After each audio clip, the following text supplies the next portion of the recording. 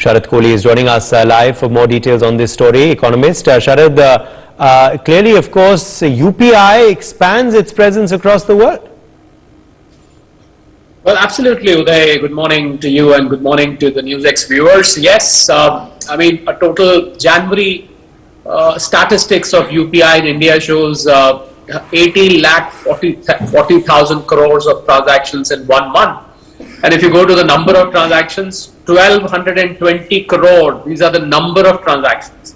The number of participating banks, 550 banks are on board in UPI now.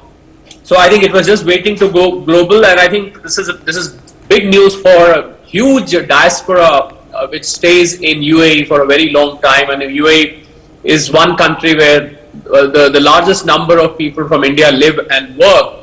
I think I would like to see this as a next stage. This is not just going to facilitate cross-border payments from there, because there's a lot of inflow which happens from UAE to India. We call it as the money order economy, or the inflows which come back home. But I'm waiting for the day, Uday. I'm moving one step forward now, because J1 is the local UPI system which is operable right now in UAE.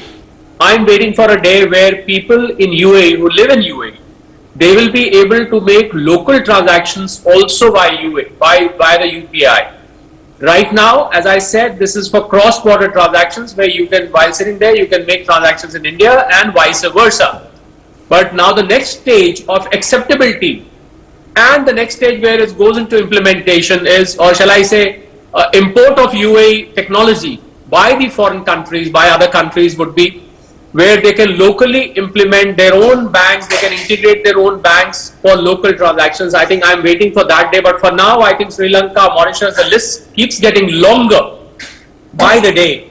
I mean, every month we come to know about new countries which are getting added. This is big news for the massive Indian diaspora, which is more than 3 crore people who stay outside and who want to transact with their own country. As far as RuPay is concerned, again, there are about 34 crore RuPay cards, which are currently in vogue. And I think I'm again waiting for the day, again moving one step forward, where Master and Visa and Amex would get replaced by RuPay, and we will see RuPay cards in the pockets of people who do not belong to India, who are foreigners. So I think that day is not far. The way our fintech is progressing, Uday, I think I'm just waiting for that day to happen, where our own RuPay will not just be seen in the pockets of Indians, but in the pockets of foreigners as well in the times to come. All in all, great news. And I think fintech, there's no stopping on fintech as far as India is concerned. It's going global. It's spreading its wings faster than one can imagine.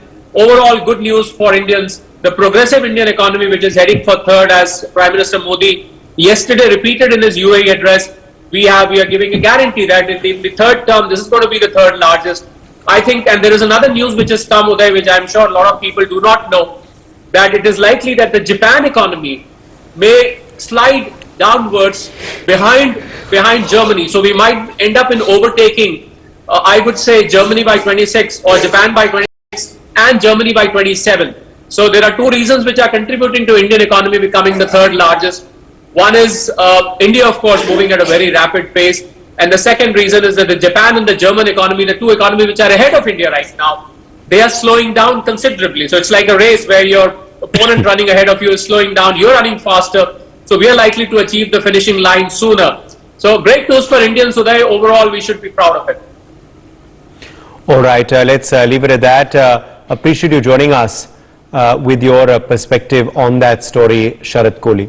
Meanwhile, the Prime Minister's office has released a video of the highlights of his action-packed Day 1 visit, where he held a bilateral with President Al Nahyan and also interacted with Indian diaspora at Abu Dhabi. Let's take a look at these moments.